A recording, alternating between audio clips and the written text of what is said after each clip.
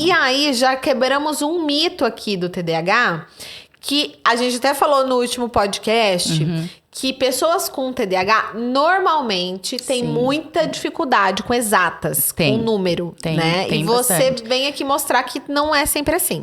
Não que seja a coisa mais fácil do mundo pra mim, números. Eu ainda, assim, alguns conta de cabeça, quando mandam rápido assim pra mim, eu falo, não, pera para de pensar um pouco.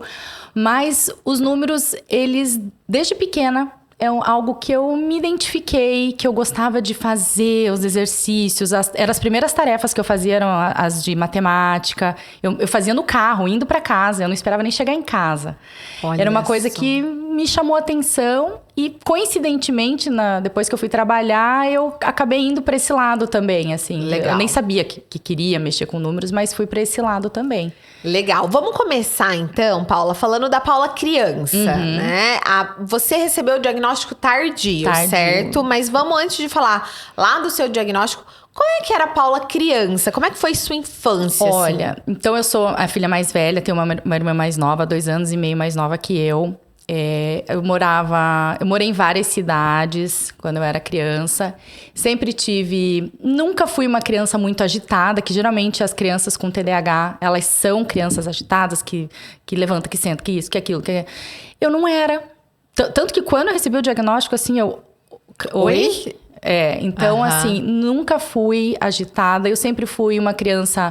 Minha mãe falava que eu era muito comportada, que eu obedecia, assim, super boazinha, sem problemas nenhum, sabe?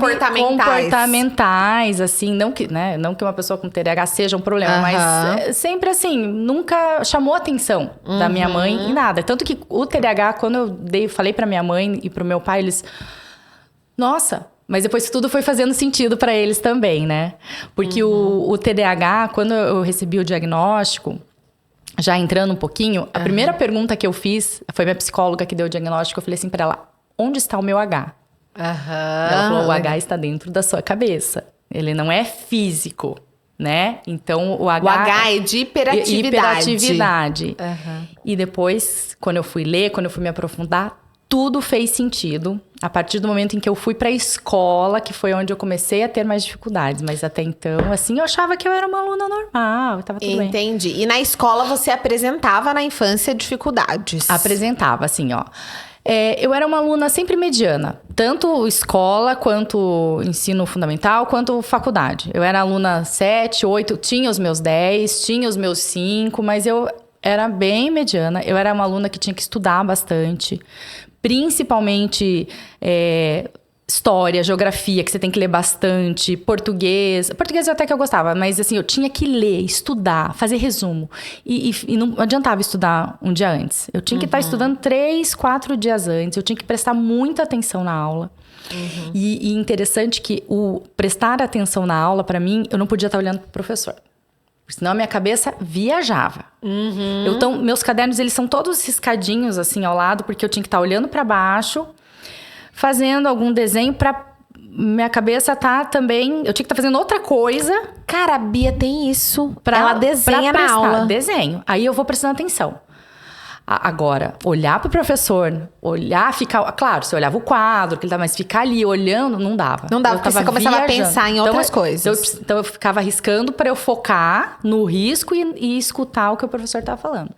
Isso sempre foi assim. Só que você só vai descobrir isso depois, né? Eu fui descobrir isso depois, mas faz todo sentido. Você já levou alguma bronca? Você não tá prestando atenção? Você tá desenhando? Não lembro. Não Devo ter levado, mas não lembro, assim. Não era muito frequente. Sabe que a coordenadora, minha filha, tem diagnóstico de TDAH. E semana passada ela me falou isso.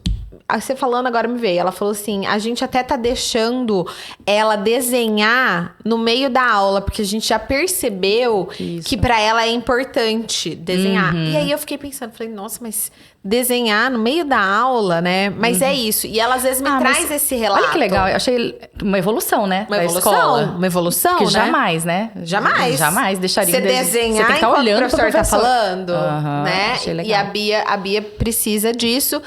E a Bia mesmo me relata, porque hoje ela já tem 14 anos, e ela fala, nossa, de repente eu tô olhando pro professor, sei lá, ele pegou uma caneta. Não, aí pronto, eu tô olhando pra pontinha da caneta que ele pegou, e daí ele colocou aquela caneta na mesa, daí eu já olhei o movimento que ele fez que parecia um arco-íris. Aham. E aí eu perdi o fio da meada. Exatamente. É isso. É exatamente isso. Daí você tem que estudar, ficar lá lendo horas pra entender toda aquela frase que o professor falou. Exatamente. Olha, gente, como é importante a gente ter conhecimento.